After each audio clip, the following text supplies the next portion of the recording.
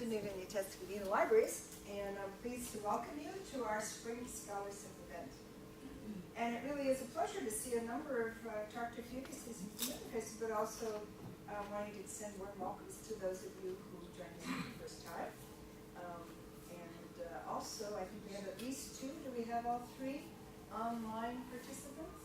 Do we know? I know we have at least two, so welcome to you as well, and I hope you'll engage in conversation with us. So those that are new to this community building event, just raise your hand if you've never been in here. And for others of you, wow, right back up. So others look around and make sure you extend a welcome. This is the part. So it's hard to believe, but we've been hosting this event series since 2011, for 8 years now, and it continues to play a very important role in the library's key strategic goal of connecting members of the community to scholarship. It's not just that we like to host a party, but we really have a agenda behind this and a purpose for it. So it is a social meeting with food for thought, discussions about cross-disciplinary research, and a toast to the end of the academic term. So tonight's event wraps up our 2017-18 event series, which this year we decided to try to focus, again, this is the second year we're doing a theme. And our theme this year was the relationships between scholarship and what it means to provide access to research. So when we talk about scholarship, we're not just referring to the final published work, like a journal article or conference presentation. With research comes volumes of research data that need to be organized, stored, and shared to increase the impact, validity, and reproducibility of scientific research. The volume of research data output may be huge, as our speaker understands, for some research topics and smaller for others. But this original material is not only an asset for the individual researchers, but it's a unique institutional asset for the university. So these constitute the newest, what we think of as the newest special collections for drugs. The Libraries is working to build systems and practices to assist our campus researchers to prepare this research output for entry into the global scholarly communication landscape. So librarians are tackling the challenges of understanding and improving research data management practices on campus, finding new tools and programs to help researchers appropriately manage their research data. So for example, in 2016, we launched the new Data Services Program. As part of that program, the library staff assists Drexel researchers with developing and implementing data management plans, submit research proposals, we're all familiar with those, as well as building knowledge and expertise to understand data types, formats, metadata, repositories, and research data management needs in different disciplines. We're also one of the only 5 universities invited to participate in a pilot project sponsored by the National Network of Libraries of Medicine in the Mid-Atlantic region. This program is designed to help librarians assess the challenges its researchers face throughout the entire data lifecycle. So this year's ScholarSip speakers were first identified using data from one of our licensed resources, Clarivate Analytics, formerly it's an offshoot of Thomson Reuters, annual highly cited researchers list. As part of the library's 2017 Drexel Authors event, we wanted to recognize the university's top journal article authors, and we turned to this list to identify 4 Drexel authors who globally ranked in the top 1% by citation in their fields. That's really a pretty amazing thing. So these authors were recognized at our ceremony held in April, and we invited 3 of them to stimulate our conversations around this year's ScholarSip theme, that research matters. So as some of you may recall, the fall event featured Yuri Gagazzi, who spoke about tracking research in material science and engineering. And then in March, Amadeus Roos spoke about contributing research to the field of public health. So we'll look at bringing the 4th highly cited, ranked Drexel researcher to another one of our ScholarSip events, so stay tuned. But I'd like to also at this moment thank really our library's communication and events manager, Stacy Stanislav, for orchestrating yet another successful event in here. And outside we met Sarah Rich from our office, who also is there helping us out every time. So this quarter, our guest speaker is no stranger to the challenges of research and research data. A a faculty member in the Department of Physics in Drexel's College of Arts and Sciences since 2006. He has been recognized for his extensive research and publications in space sciences. I'm very pleased to introduce Professor Gordon Richards, our third and final speaker of the academic year. Professor Richards is an expert in the identification of, quasars and active galactic nuclei, or as you might easily pass off your knowledge, AGNs, through modern statistical methods using image data from large astronomical sky surveys, like the Sloan Digital Sky Survey. He frequently uses both space-based observatories, such as the Hubble Space Telescope, as well as ground-based observatories like the Mayall 4-meter telescope at the Kitt Peak National Observatory and the Very Large Array Radio Telescope. He's a member of several science collaborations and is the co-chair of the Extragalactic Working Group. That sounds neat, like to be a chair of the Extragalactic out there somewhere. I just recently was over at the Franklin's, actually at the IMAX, and saw our beautiful planet. I highly recommend that. It's done with NASA folks, and it's about that space station. What is happening there is just blows your mind. So you get to play with that all the time. So he's a member of several science collaborations and is the co-chair of the Extragalactic Working Group, as I mentioned, that is planning a new sky survey. He's co-authored, we had to update this from the first version that we wrote, 220, and the number keeps growing, articles in referee journals with both NSF and NASA as key funders of the research. But hold on for a minute before I turn over. I'd like to invite you to our ritual, our quarterly ritual, and ask you to raise your glasses in a toast to the end of the spring term and also the 2017-18 academic year. For the faculty, be kind to those last appointments you have to do. Let's move the students up. It's yours. Thank you. All right, can everybody hear me okay? Yes. Okay, great. So I'll talk about my research that the group and I are doing in terms of finding supermassive black holes and trying to understand the physics of them. And then for the context of this talk, I'll talk about how we let everybody know about that. So it'll kind of be 50-50. So I frequently give public or semi-public talks on black holes, which pretty much means I'm used to getting interrupted. So by all means, interrupt me and I'll talk about whatever it is that you want to talk about. We don't have to talk about what I want to talk about. Okay, so how many of you know what that is? Anybody? Yeah? The Hubble Space Telescope, right. So Hubble Space Telescope is probably the most famous telescope in the world. So if you know a telescope, it's probably going to be that one. Does anybody know what that telescope is, specifically this one right there? Nobody, right? That was my guess. Okay, so that's the Sloan Digital Sky Survey, or SDSS telescope.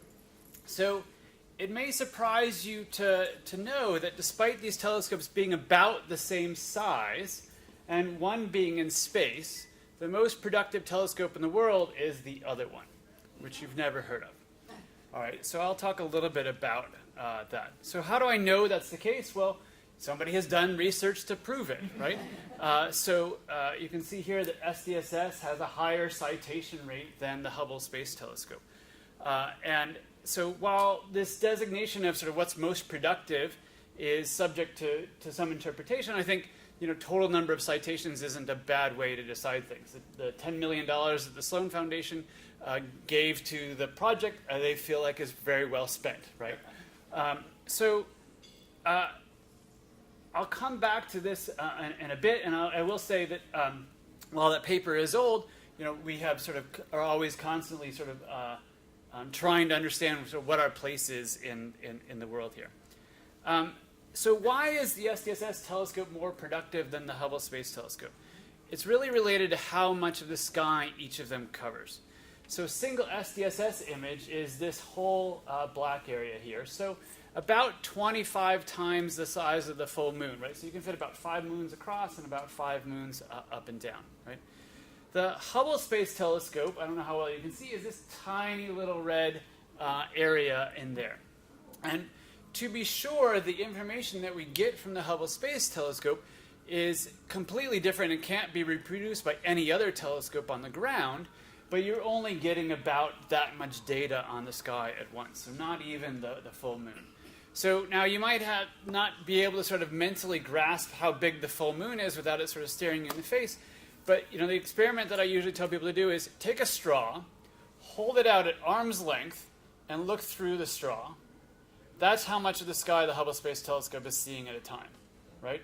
So if you imagine you want to map the entire sky, you're going to be doing this for a long time, right? So it's hard to even find the full moon, let alone take a picture of the whole thing. All right, so that just gives you some context there.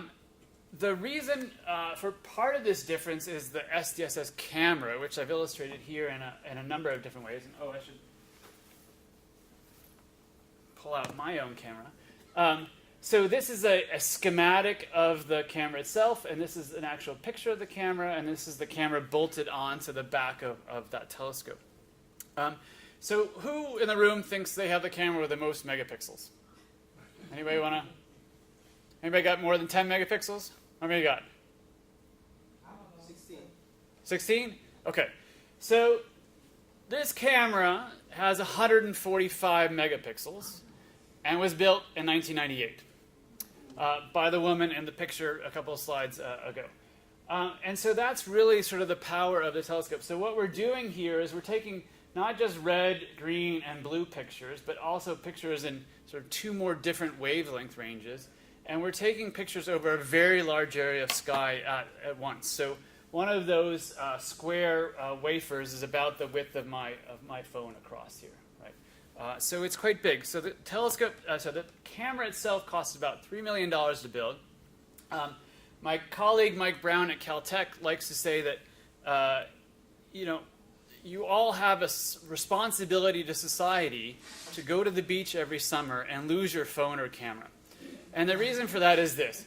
Every time you buy a new $500 camera, my $3 million camera becomes slightly less expensive. And every time I buy a new $3 million camera, your $500 camera becomes a little less expensive. So we all have to work together in this, right? So next time you destroy your camera, don't feel so bad. You're helping me out, and I thank you. Okay, so that's the camera. And the pictures that camera takes look something like this. And so this is about one of a million pictures that the Sloan Digital Sky Survey has taken of the sky. So almost all of the dots in this image are stars in our own galaxy. Some of them, which you can't see too well, but some of them are actually other galaxies outside of our own galaxy. And some of them are actually supermassive black holes, like 1 million times the mass of the sun. So in practice, we determine which is which by taking the spectrum of an object. So almost all astronomy that the public sees comes in the form of images, pretty pictures that you see on the news or on the internet, what have you. Most of the actual information comes from taking the light from those images and sending the light through a prism or a grating or something like that, and basically breaking that white light down into Roy G. Biv, right? And so that's where most of our information comes from, and that's how we identify what objects are, their chemistry, and so on. So this is an example of 3 objects that we've sent the light through a prism, and we can basically tell what the objects are by doing that. And so when you're taking color pictures, what you're effectively doing is taking a picture through a blue filter, through a green filter, and through a red filter, and then combining them together. Your camera does this automatically, is it basically it breaks every pixel up into a red, 2 greens, and a blue, and then it combines them together. And so here what I want to illustrate is that by sending this light through a prism, instead of just knowing how bright this object is at the red part of the spectrum, we get a lot more information that all these bumps and wiggles are telling me something about how far away that object is, how hot it is, what chemicals, what elements are in it, and so on. And if you just take an image, you just see that this object is red. This object has more blue light than red light, and so so they'll have a red object here, a blue light object there, and then this object sort of has a more uniform distribution of red, green, and blue light, so it might look kind of green on the sky. All right. But by taking a spectrum of these objects, we can learn about what they actually are. And so this object turns out to be a star, and in fact, I can tell you it's a relatively cool star, much cooler than the sun. This object turns out to be a galaxy. I can tell you exactly how far away it is, and that it's dominated by stars of a certain temperature, and so on. And this actually is a supermassive black hole, which might surprise you, because you're probably thinking when I say black hole of something that's not really emitting any light. And so how is it that I am taking that light and sending it through a prism and getting anything out at all? You would think that that should just be blank. So I'll come back to the question of how supermassive black holes emit light in a second. But first I want to talk about how we know that they exist in the first place, because that's actually relatively new. So this is actually a zoomed-in image of the center of our galaxy, the center of the Milky Way. And this is a picture taken with a sophisticated infrared camera with basically military-grade equipment designed to allow for higher resolution pictures at the very center of the galaxy. And so I'll play this a couple of times here. And so what I want you to see is these are all stars in the center of our galaxy. They are false-colored for reasons I don't know why. They just are. Maybe it makes it easier to see them. And what you'll note is they're all going on these sort of curved lines. They're not traveling in a straight line. And they are all going around. Oops. Get this back here. They're all going around this star, this 5-pointed star in the center of the image here, which is there to show you where it is that they're going around, because there's nothing there for you to look at. So that's the very center of our galaxy, and those stars are effectively orbiting nothing. And by their behavior of orbiting nothing, how fast it takes them to orbit nothing, and so on, we come to the conclusion that they are not orbiting nothing, but it's actually a supermassive black hole. It's about 4 million times the mass of our sun. And so when I was in graduate school, it was still sort of debatable whether black holes existed or not. And this work done by a group at UCLA and another group in Germany has pretty much cast any doubt aside, and now we are not talking about the properties of black holes and not whether they exist. Yeah? Can I just ask, what's the time frame for that? So I think it starts 2005? Right? Oh, no, sorry, 1995, right? So they've been doing this for a long time, right? So this particular movie, I haven't updated in like 2 years, obviously, but 1995 and ran all the way to 2016, right? Yeah. It was no small amount of work to do, right? Okay, other questions? Fine, great. All right, so how do these black holes actually make light? So this guy basically explains it for us. It's E equals mc squared. It's essentially exactly what's going on here. And so what happens is essentially this. So here we're zoomed into the very center of the galaxy. Here's my black hole. And this is a disk of material that's about the size of the solar system. And so I like to make an analogy to a bathtub filled with water, right? So you fill up your bathtub with water, and then when you pull the plug on the bathtub, there's a hole in your floor, but the water doesn't all go gushing down the floor at once. It spirals down and has to sort of take its time. So black holes work exactly the same way. They're just gravitational bodies. They're not vacuum cleaners. They don't sort of reach out and suck everything in. They're just the hole in the floor. So what we have in this case here is a black hole where matter is falling onto it. It can be in the form of gas or dust or stars that have been shredded or whatever. And that material is slowly spiraling into the black hole. Yeah? Before this was deduced, was there agreement on what was the center of our galaxy? And then astonishingly, that happens to be the location of this massive black hole? No, that was the hypothesis, that there should be a supermassive black hole at the center of the galaxy, right? For various reasons. And so that was the expectation. Proving that. One of the problems we have in astronomy is it can be pretty hard to prove your hypothesis without getting in your spaceship and driving somewhere. So that's one of the things I really enjoy about the field is it's pretty astounding what you could do just sitting, on the Earth and looking through a telescope and not taking your spaceship and driving over there. The existence of this massive black hole was predicted because we have a center of the galaxy. and that's the center. Essentially, yeah. I mean, even there are other things that I haven't shown you. So the region in the very center of the black hole doesn't emit any optical light. It does produce radio and X-ray emission, and so there are reasons from taking pictures with cameras that don't see light that we can see, but we can build a camera to detect. That was sort of giving additional evidence for this as well. And do we think that every galaxy has a massive black hole? I'll get to in the that. center? I'll get to that. Yeah. Okay, so what ends up happening is you've got material spiraling into the black hole. That material spirals into the black hole, and then basically, just due to friction, that material rubs up against other material that is spiraling into the black hole. And so this disk just heats up due to friction. Same as you would experience sort of tire moving really fast on the road or something of that sort. And what's interesting here is the process actually produces a lot of light. This entire disk can outshine the whole rest of the galaxy by about a factor of 1,000. So you've got light from 100 billion stars, and the galaxy takes about 100,000 years to go for light to go from one side to the other. So the galaxy is huge. 100 billion stars. And then this area about the size of our solar system is completely outshining all of those stars by about a factor of 1,000. So these black holes are kind of an oxymoron. They're not black at all. They're actually amongst the brightest things in the universe. And when this happens, we call that process a quasar. Right, so that's where that term comes from. So we have actually used the Hubble Space Telescope to make measurements of other galaxies, and what we find is that basically every galaxy bigger than the Milky Way, more massive than the Milky Way, has a supermassive black hole in it.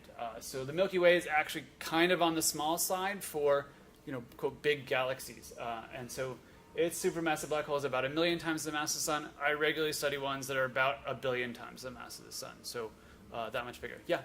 At this scale, are gravitational effects still governed by like the law of universal gravitation, or does that change at a larger scale? Okay, so I was going to talk about this later, but that's a good time to maybe to say this. If you took the Sun and you replaced it with a black hole of the same mass, nothing would happen.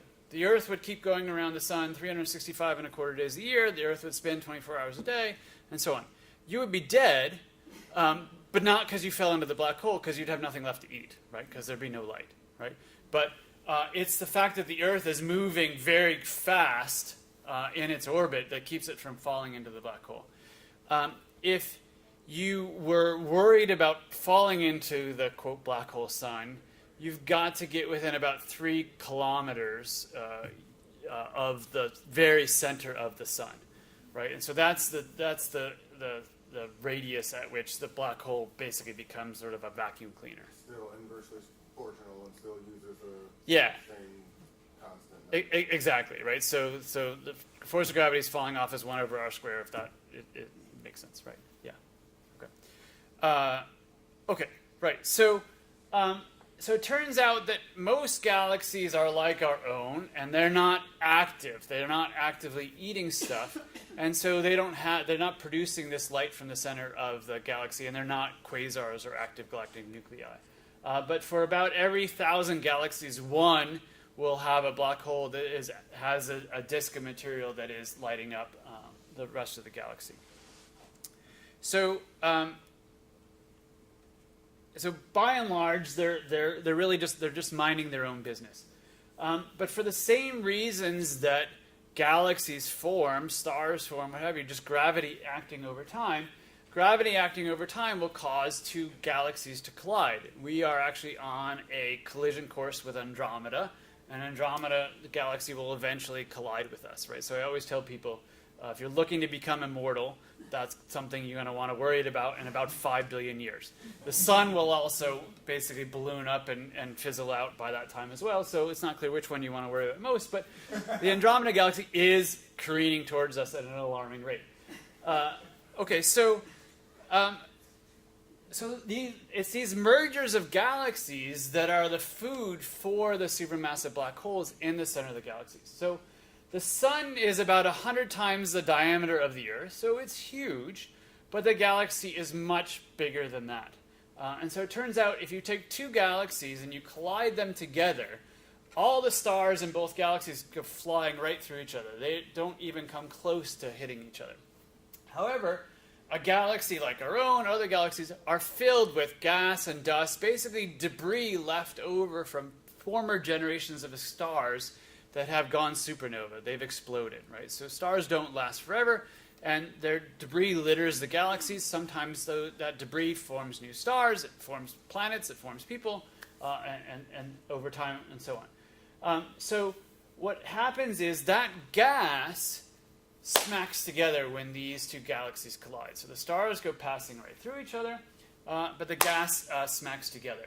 And now that gas that was moving around the center of the galaxy very fast has basically come to a halt, right? It would be like the space shuttle hitting a wall in space. The reason why the space shuttle is not hitting the Earth is because it's moving 17,500 miles an hour that way, right? And it's going around the Earth. But if you put the brakes on the space shuttle, it would come plummeting down to the Earth very fast, right? So if anybody was a fan of the Roadrunner cartoon when they were kids, I like to think of it like that, right? So Wile E. Coyote is chasing the Roadrunner off of a cliff, and then, looks down and says, oh no, right? And then gravity sort of kicks in, and the coyote goes smashing into the desert floor below, right? So that's basically what's happening with this gas and dust in the galaxy. It smacks together, it's no longer in orbit, and now it basically goes plunging into the black hole. So that provides the food from which these black holes are eating and triggers this quasar phase. And so basically what that means is this. Every quasar is a galaxy, but every galaxy is not a quasar, right? So what a quasar is just a galaxy. It's just a galaxy, but it's a galaxy where its supermassive black hole isn't sitting there minding its own business. It's actively eating new stuff. Typically, they're going to eat about a star's worth of material a year. So a star's worth of material a year is all they need to outshine the entire rest of the galaxy, right? So the process of energy conversion in black holes is significantly more efficient than even nuclear fusion in the sun. Yeah. Can there be more than one black hole? Maybe just a modestly, not a massive one in the galaxy? Yeah, absolutely. So there's various reasons to think that galaxies are littered with sort of intermediate mass black holes, and in fact, there can be probably the smallest. The smallest black hole is about 3 times the mass of the sun. And stars bigger than about 25 times the mass of the sun are thought to always end in black holes. And so the galaxy is sort of littered with these black holes. There are cases where the black holes can be much bigger, and they will sort of merge over time. And then, when these two galaxies collide, they both have supermassive black holes, and they have to merge. Those black holes will merge together as well. It's actually really interesting. Joan Centrella, who used to be here at Drexel and now is down at NASA Goddard, she's one of the people that has done all the simulations to actually try to collide two black holes together. For over a decade, people were having problems to actually get two black holes to merge together in their simulations, which is kind of hard to fathom. Well, you've got two black holes, they should, right? If anything, you should be able to merge two black holes, but they couldn't do it in the simulations, basically because of the way space-time gets warped. When you're down close to a black hole, it sort of messes things up. But yeah, there's lots of sort of smaller mass black holes throughout the galaxy. Yeah. Okay. Right. So it's only the black holes that are actively eating new stuff that are shining so brightly like this. And so this is a movie from a colleague at Caltech, sort of illustrating how that works. So here we're merging two simulated spiral galaxies. So we're seeing the gas really, not so much the stars, but sort of galaxies like the Milky Way, and we're going to bang them together. And one of the reasons why we think we understand how these things work is because we can have these sophisticated simulations that follow these events that can take like 1 billion years, right? So in no human lifetime are we actually seeing this happen, but what you do see is different mergers of galaxies in different parts of the sky, basically in different stages of this process. And so we think we understand better what's going on here. And so stuff about here starts to really go into the black hole. I don't know, you probably can't see very well, but there's stuff just streaming out of this process, basically littering deep space with debris. So not only is the black hole sort of eating new material, but we think these black holes are basically in charge of shaping the future of galaxies, right? And by essentially sending this debris out into space. And so I like to show another simulation that I think helps people understand how this works a little bit better. So this is basically how a quasar works, right? It's like the Cookie Monster, right? So a lot of the cookie ends up in the hole, but the Cookie Monster is a very messy eater, and stuff goes sort of flying all over the place, and the black holes are kind of like that as well. Okay, right. So back to my picture here. So it was my job on the Sloan Digital Sky Survey to basically say, okay, I need to decide which of these objects are quasars, and those are the ones that we're going to try to take a spectrum of. And this image took about 55 seconds to make. And when I want to take a spectrum of the object, sort of know how far away it is, what the chemical composition and so on is, it takes about an hour. And so you really don't want to waste a lot of telescope time. So we have to do a pretty good job of basically just taking this is all the information I have, and I need to decide which of those are supermassive black holes, which are stars, and which are galaxies. And I don't want to be wrong more than like half the time, otherwise, you know, I'm sort of wasting our time. So the way that we do it is to basically apply machine learning, artificial intelligence algorithms to the data and have it give us some advice on how that might work. And so I want to illustrate how we find quasars with machine learning algorithms with this envelope addressed to myself. So if you look at this envelope, you might think, how in the world is that letter going to get to him? My handwriting is so bad. Never mind the fact that it doesn't have a stamp. But so I assure you the post office is going to get it to me no problem at all, because they're going to basically digitize my handwriting and run it through a machine learning algorithm, and it's going to figure out that that is not an upside down 7, but rather that's a 2. All right. And so our process of identifying supermassive black holes is pretty similar to that. So I'm actually going to escape out of this and show you something else here. Oh, if I can.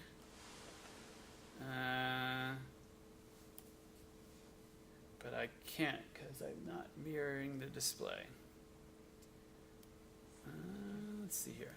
How can I? You have to pop out of your presentation. Pop out of what? Out of the presentation. I did. Oh, here, maybe, hold on. Maybe if I do this. No.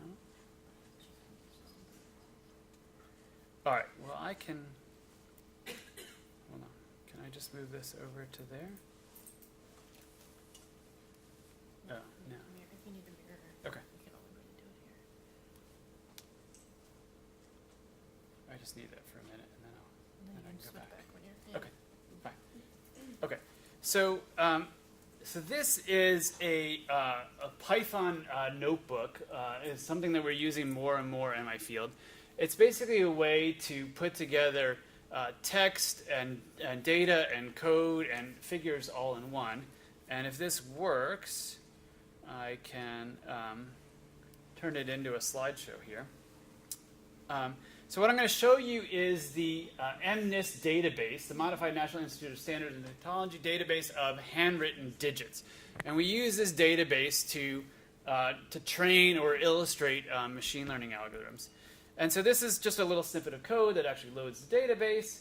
And then this is another snippet of code that actually displays these images here. And so what I've shown you here, I'm showing you here are 40 examples of digits 0 through 9. And what you can see is, you know, some people cross their 7s, some people have a little tail on their 7s, some people have 4s, so like goalposts, some of them like sort of teepees, and so on. Some people have little tails on their 1s and bases. People write digits in various different ways. And So what can be done is we digitize that image. And so this is the way someone has written a 0. And what we have the computer do is say, okay, there was no lead there, there was no lead there, there's 5 units of lead there, there's 13 there, 9 there, and so on. And so I can basically turn that 0 into a digital image, and I can do something with my machine learning algorithm with that. And so how is the post office going to read my handwriting? They're basically going to digitize my image and then throw a machine learning algorithm at it and realize what's going on with my 2. So I'm going to illustrate one way of doing this, mostly because it has a really fancy name, and so that's kind of fun. It's the T-distributed stochastic neighbor embedding algorithm, otherwise known as T-SNE, which is actually really powerful for doing this kind of thing. And so what the computer does is it takes those digits that I know. I basically had someone, I've asked someone that's written it, well, what was that? Was that a 2? Was that a 3? Or so on? And then it takes those digits and regardless of what you've told it is, it groups them together. It says, okay, all these digits here have sort of a similar shape. These ones here have a similar shape. And here I can go to another slide where I've labeled these. So these are 5s, these are 4s, those are 0s, those are 3s and 7s, and so on. And so what you can see is the algorithm does a pretty good job of lumping like things together. And it also does a pretty good job of putting space between things that are different, right? So it very rarely mistakes, a 4 for a 5 or something like that. But you can see that it's not perfect, right? So there's a couple islands of 1s here, and these are probably 1s where it's just straight up and down. These are probably 1s where it's got a little tail. These are 1s where it's got a base, and so on. But the point is that all the computer has to do basically is say, all right, I've got some new digit. I'm not sure what it is. It just basically runs the same algorithm and says, okay, which of these islands is that digit most like? And based on that information, it's going to classify it as a 4 or 5 or what have you, right? And so we're basically doing the same thing with the quasars. We're taking this information that we have, running it through this algorithm, and say, okay, I don't know what this is, but if you had to guess, what do you think it is, right? All right, so let's see if I can go back to this.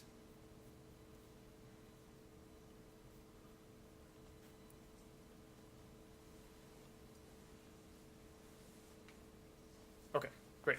Right, so that's my that Jupyter Notebook example, which I'll come back to in a little bit. All right, so that's what I want to say about black holes and quasars. If anybody wants to ask questions about that, now is a good time. Okay, fine. So we find these supermassive black holes. We want to share our results, right? So what are we going to do? We're going to put our code in a code repository, make it public. We're going to archive our data tables. We have to write a paper. We need to make that paper available to people, and so on. So I want to illustrate a few of the things that I think are sort of relevant to the current state of the field of science and archiving data and publishing your work and so on. So one of the things that we're doing these days is sharing our code. GitHub is the most common repository that we're using for that. And it's basically a website where you can upload your code and anybody in the world can have access to it. So this is my GitHub page. So these are all my notes for the machine learning class that I teach here. This is all the code that I used to write a paper in 2015 where we're finding supermassive black holes. And my students are uploading their code to the site as well. And I can basically do a search and find anybody else's code that they have made available. One of the nice things that's really happening is the field is starting to make to recognize the contributions that are made by people that are writing code and not just doing data analysis and writing the papers. And so you can make your code citable. You can have your GitHub repository. You can give it a digital object identifier and basically allow it to be cited as if it were a regular publication. And that is really a big deal and hasn't always been the case.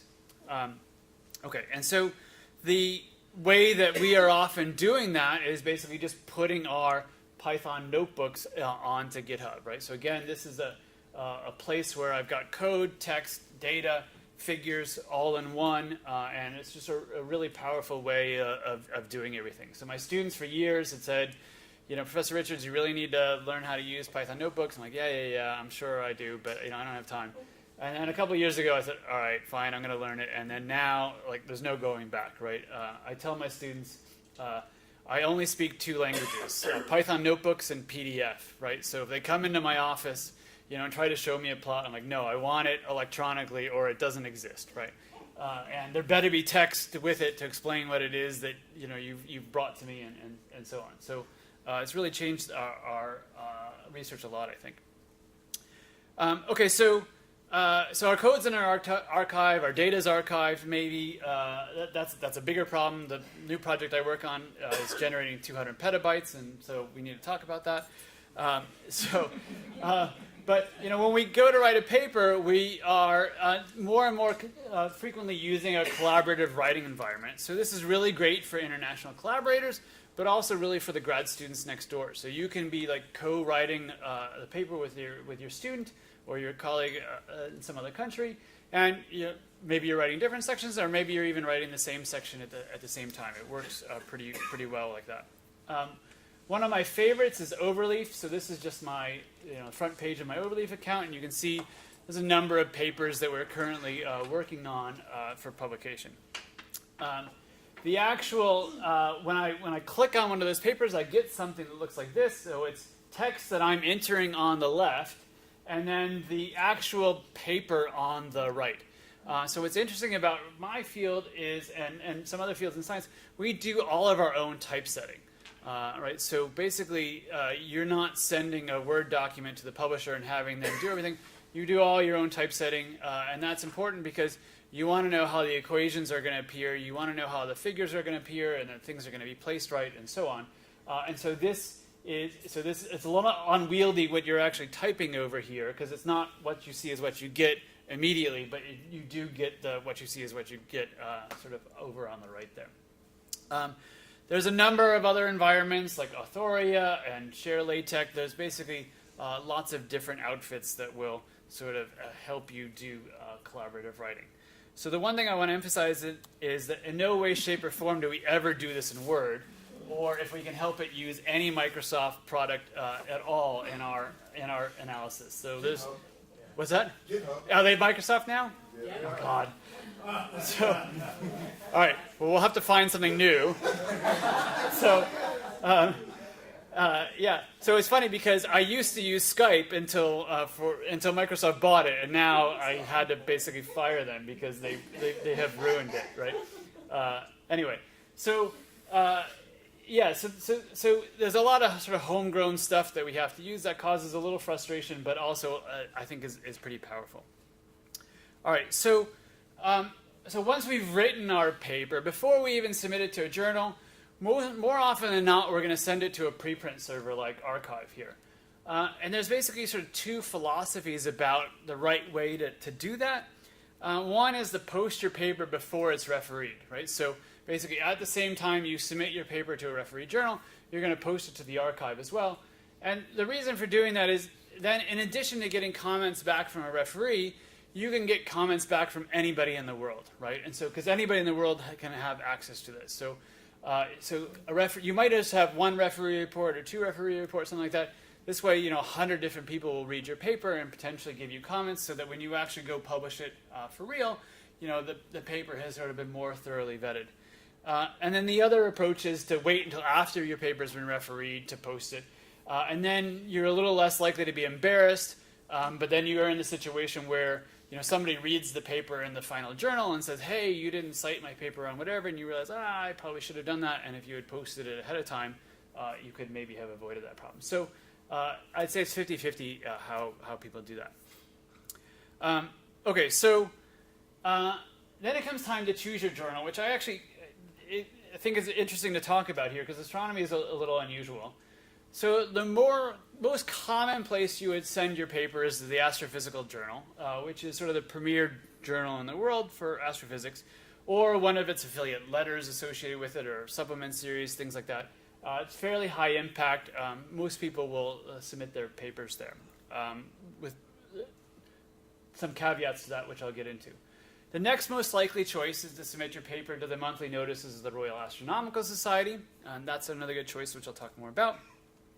And then Nature, Science, one of these sort of larger scope publications. My personal feeling, and that of a lot of astronomers, is that impact from impact factor, right? We don't really care, right? We don't necessarily choose the journal based on the impact factor. And to be honest, the reason is that most papers get accepted. We don't really have the issue with having to deal with like top tier, next top tier, and so on journals. And if it gets rejected, the top tier sort of go on down to the next one. Things by and large will get accepted. I think part of the reason for that is in astronomy it can be pretty hard to prove that you're wrong, right? I mean, you can have an inclination. I'm not quite so sure about that, but prove to me that I'm wrong, right? And so there's an inclination to basically say, all right, I don't think it's categorically wrong. I might not agree with you here. Change these few words and make it clear that you haven't established this as a definitive fact, but it's a good hypothesis, right? So most papers get accepted, and so really citations become king, right? So your paper gets accepted whether it matters or not. Really is basically whether people are citing it, whether people are reading it and citing it in their own work, and so. So that's sort of different from other fields. And so the bottom line honestly becomes about cost. How much is it going to cost me to write this paper, right? In an era where we have very limited resources and grants, how much is it going to cost me to let everybody know about this research? And so that is probably our biggest deciding factor. So the most common thing, like I said, is to publish in the Astrophysical Journal. Impact factor 5.5. Other journals associated with the Astrophysical Journal go up to about 9. And so this is the journal produced by the U.S. National Society. And so you want to support that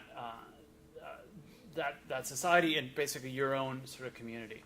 On average, it costs maybe $1,200. It depends on how long the paper is to publish your paper there.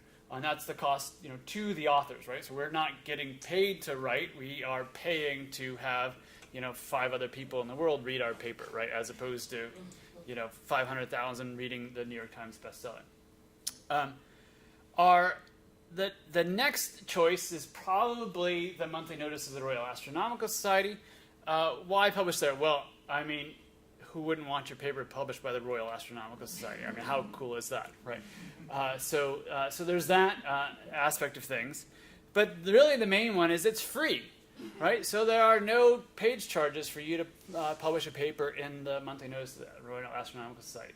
The catch, and it's a big catch, which I'll come back to later, is that it costs libraries about $10,000 a year to have that journal. Okay? Well, I'm glad you say that. Right?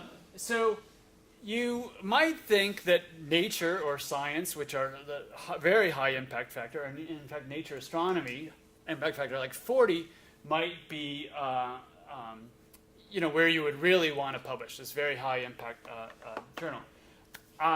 In astronomy, it's a little bit different. I am proud to say that I have never been the lead author on a Nature paper, and I never intend to be. And the reason for that is it's known in astronomy as the Journal of Wrong Results. All right? And I don't know about other fields, but in astronomy, it's pretty much the Journal of Wrong Results. And the reason for that is, unlike the Astrophysical Journal, which accepts most papers, Nature rejects most papers, something like 90%, right?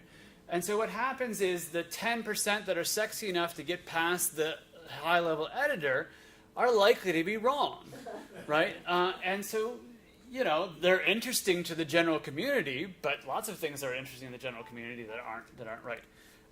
And so I have issues with it in the sense that the process is kind of tedious. It's also kind of anti-open science, right? So they embargo everything, right? You can't make it available until a certain time. So it's the opposite of throwing everything on GitHub, putting everything on the preprint server, and basically saying, "Hey, everybody, this is sort of what I'm doing." And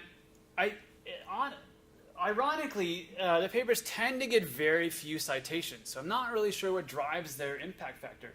Part of the problem is the paper format isn't ideal. you're writing a paper for the general public and not for your colleagues, so your colleagues tend to not cite the paper because it's not really written in a way that gives you all the information that you need. When I was a grad student, the reason why we didn't cite Nature was because it was the only one that wasn't online, and you had to brave the Chicago winter and actually walk over to the library and photocopy the paper as opposed to sitting at your desk. And so that's not an issue anymore, but it was an issue at the time. So one thing I find is interesting, there's a very famous professor in the field of astronomy who is known for having published 50 papers in Nature before he was 50. So I looked at this while I was preparing this talk. His H-index in Nature is lower than his H-index in all the other journals. And I think this sort of speaks to that, right? So he has a couple of very highly cited papers in Nature, but his average Nature paper doesn't get any citations at all. And I would argue that those papers would have been just as highly cited, if not more highly cited, in a lower impact journal. So there's some interesting sort of sociology going on here, right? There's definitely this prestige kind of thing. Okay, so I want to come back to monthly notices of the Royal Astronomical Society, because given the funding these days, that's where you would tend to want to send your paper because it's free, right? But an issue for us here is we don't have a subscription, right? And we did because the publisher used to bundle this journal with a bunch of other science journals, and so we didn't see the total cost. But now that we see the total cost at $10,000 a year for 4 faculty members that are astronomers, we haven't had it in a while, and I don't know that it's worth it. In part because the argument is, well, I can get the papers by interlibrary loan. And indeed you can. So I can go on to Iliad, fill out a request, and I can get the paper just fine. The problem is you can kind of sort of get the paper. You have to ask for it in a way that allows you to get the right format, right? So sometimes I'll get like a scan of something instead of like the digital PDF file and so on. And then also there's a delay, right? Now the delay is not unreasonable, but like if I am sitting there at lunch and realizing, hey, I need to read this paper, it probably means I have time to sit down and read that paper right now. And even waiting 2 or 3 days to get it means that now I don't have time anymore. So, so the one thing I want to emphasize, and this is not so much about us not having that journal, is just what's important in the field these days. So this is one of my papers from 2015.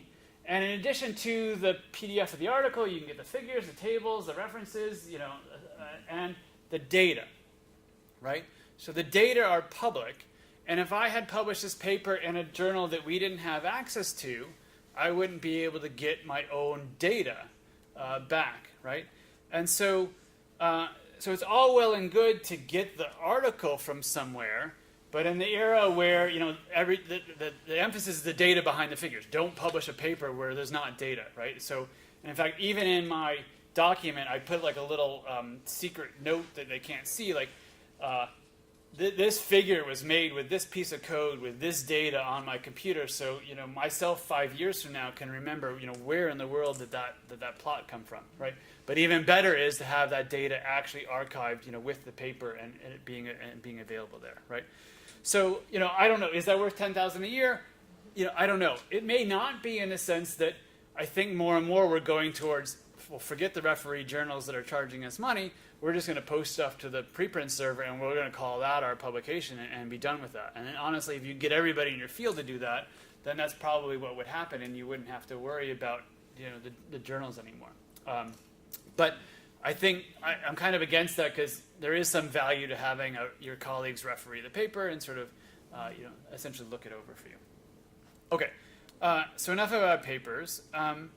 So I'm speaking to you in part, as you were told earlier, because I've been on the highly cited author list from what used to be Thomson Reuters and is now Clarivat for the last couple of years, where that's the authors of the top 1% of papers by citations in a given field in a given year.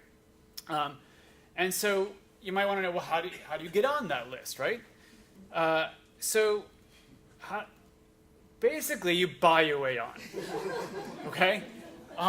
And not really, but sort of, right? And so what's happening is the way you get on is to be part of a big project, right? So more and more of science is being done by these big 800-pound gorillas in the field, okay? So the Slow and Digital Sky Survey Telescope, which Drexel has been part of since I came in 2006, is a large part of that. So it's the big one in the field. It produces more citations than the Hubble Space Telescope does. All right. So most of the people on the project, so there's about 100 scientists on the project. Most of them are in the sort of top 10% of citations, just because the project as a whole produces so many papers. And we have a very inclusive publication policy. I actually wrote code to generate the author list and alphabetize it in multiple different tiers and things like that. So papers can have, there's no one author, two author, three author papers. It's 27 authors, if not 270 authors, right? And so every engineer that was crucial to building the project will be an author on these papers, right? So basically everybody in the project is in the top 10%. I end up making it up to the top 1% because I'm one of the more prolific authors on the project itself. So I am the first author of a lot of these papers as opposed to just the 27th author. But without the boost up into the top 10% from being part of the big project in the first place, my own papers alone probably wouldn't elevate me up to that level, right? And this is spread out over about 10 years, right? So the 2017 list covers 2007 to 2017, and so it cost Drexel about $250,000 to be part of this project. Okay, so truth be told, I have made the list for 4 years in the past. I did not make the list in 2017, and the reason for that is it would have cost the university $1 million to get me on the list. Right.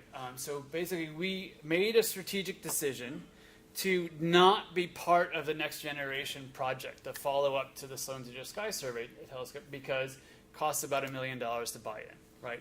We felt like that was too expensive, and indeed, there's been even another follow-up project since that. So we would have had to pony up $1 million twice to be part of that group. What we decided to do instead was buy into the next generation project, which only costs about $25,000 a year to be members of, as opposed to $1 million. And so that's the Large Synoptic Survey Telescope. It is a telescope that is under construction down in Chile, just north of Santiago, and this is a picture of an artist's rendition of the telescope. It all exists except for the top part, the telescope itself, but basically it's coming along pretty nicely. It's going to start in about 2022. It has a very unique design. Most telescopes, if the mirror is this big around, the tube that holds it has to be about 10 times longer. And so that means that it's really cumbersome to move it from one part of the sky to another if you want to take pictures of basically the whole sky. So this is a very squat telescope where we've basically folded the path that the light takes up in 3 different times. And so this is a person here. So it's nowhere near 10 times the size of the mirror. So the mirror's 8.4 meters across. So the really astounding thing about this project is the SDSS project that Drexel has been involved in up until now took 8 years to map the sky. So even with that 25 full moons, it still took us 8 years to fully map the sky, dealing with weather and bad data and things like that. The technology has gotten to the point where LSST, the new project, will redo the old survey every 3 days. So this entire 8-year survey gets redone every 3 days. And so basically, instead of making a map of the sky, we're making a movie of the sky. We're basically watching things go bump in the night, things explode, and so on. And so we're really pretty excited about it, and things are working well, and we're just sort of developing all the new algorithms to find the supermassive black holes. And so the idea is that, come 2027, I'll be back on, hopefully earlier than that, and not just me, but You know, a number of our graduates, some of our PhDs, undergraduates, and other faculty members. Yeah. Yeah, I'm just curious. I'm a sociologist, so I generally work on projects, paper, typically no more than maybe 3 or 4 authors. Yeah. So I'm curious. So if you have 27 authors on the list, Yeah. other than the first and maybe the last author, to what extent could those authors in the middle be recognized by the field? It depends. So my advisor, my PhD advisor, his last name was York, and so he was always happy to be last author because the author list sort of funnels down like a triangle, and his name was sort of sticking out in the end. It depends a lot. So we tend to use multiple author tiers. So the first tier of authors is not alphabetical, and those are the people that actually wrote the paper.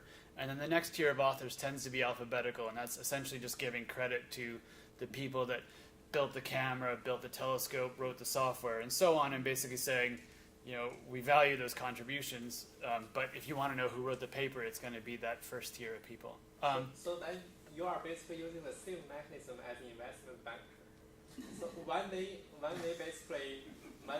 start a deal, let's say if you're Goldman Sachs, then you are the leader of the deal, basically the top tier Yeah. underwriters. They are non-alphabetical.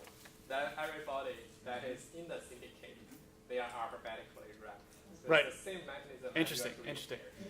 Yeah. So what ends up happening is usually the first author does most of the work, right? So I had a postdoc. He was really struggling to get this paper written, and he comes into my office and he says, Gordon, how did you herd cats to write that paper with the 270 authors, right? He's like, I can't get anybody to do anything. I said, Nick, I wrote the paper. He's like, what do you? I'm like, I wrote the whole thing, and right. So, there's some papers I write 95% of, and maybe 5% gets done by somebody else, and then there's other papers where even if I'm first author, I maybe have done, the majority of the work, right? So I think it depends per field and how this works. Particle physics is worse than we are. Right, I mean their author lists are, 10 times bigger than ours are. They have 1,000 people on a project, right? And so if I'm a junior faculty member, I'm always the 3rd or 4th author on a big author team. yeah. When it comes to tenure and promotion, am I totally invisible? So the fields where it happens, I mean they recognize that that's the situation, right? So for better or worse, what becomes the issue is you now need a really strong letter of recommendation from your supervisor, right? And so you better get along with that person really well, right? Because you are hidden as the 3rd author on all these papers, right? But all it takes is your supervisor to say, so-and-so built X, or so-and-so did this particular data analysis, and that one letter of recommendation will get you a job, right? But then all your eggs are in one basket too, right? So anyway, let me stop there, and I'll take more questions. I think that's enough. So.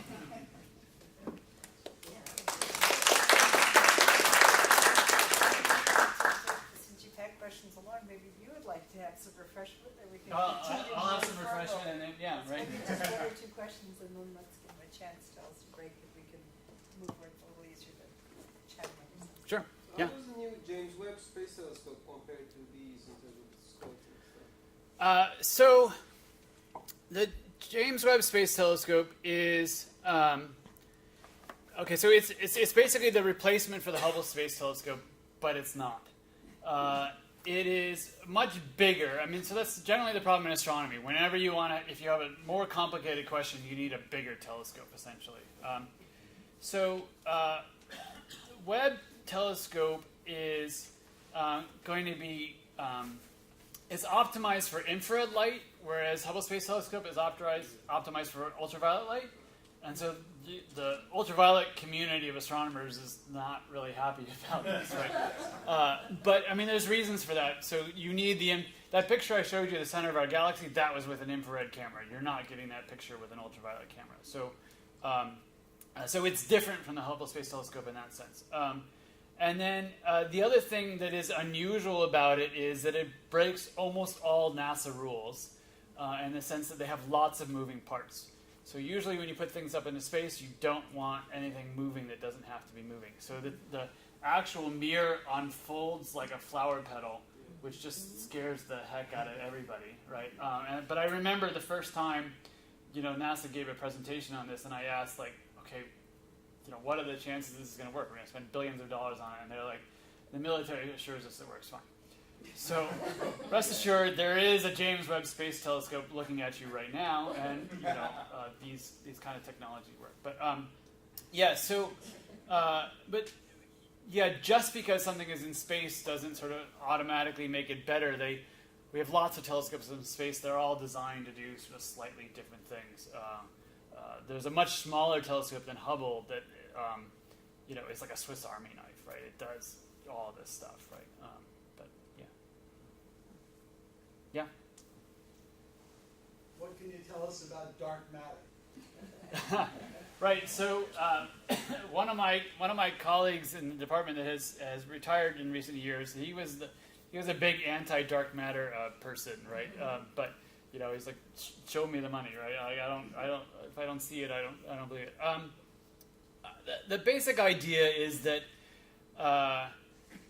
what you see around you is not the primary matter in the universe, right? So the thought would be that if you look at stars, you look at the galaxy, you see stars, right? So the assumption is that the stars make up the mass of the galaxy. It turns out that gas and dust that I talked about that goes smashing together when you collide two galaxies, that is about 10 times as much mass as all the stars in the galaxy combined. So most of the mass of the galaxy that you can see is not actually in stars, but is in this gas, which we can detect in other ways. But something like 90% of the mass in the galaxy is in the form of this dark matter that we don't actually know what it is. It might be really small particles. So for example, neutrinos, if you just stand here for a second and count like one, like 500 billion neutrinos have gone through your body in that time, right? And you probably didn't feel that, right? So these are so-called weakly interacting massive particles. They have some mass, but they rarely run into you. So we don't know what the dark matter is, and that's basically one of the big things in astronomy these days. From my point of view, so there's various theories. So some people think that dark matter could just be like a mistake in the equations, right? In Einstein's equations, essentially, as opposed to like a particle that we don't know what it is. From my perspective, I don't care, right? In the sense that the effect of what this particle or this mistake in the equation is that stars spin around the center of our galaxy faster than they would otherwise, right? And so that's the only thing that I need to know is, how fast are these stars spinning around, and can I predict where the star is going to be at some point later, right?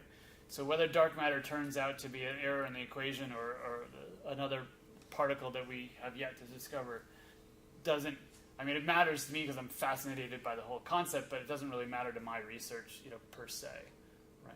But you imagine that it is also being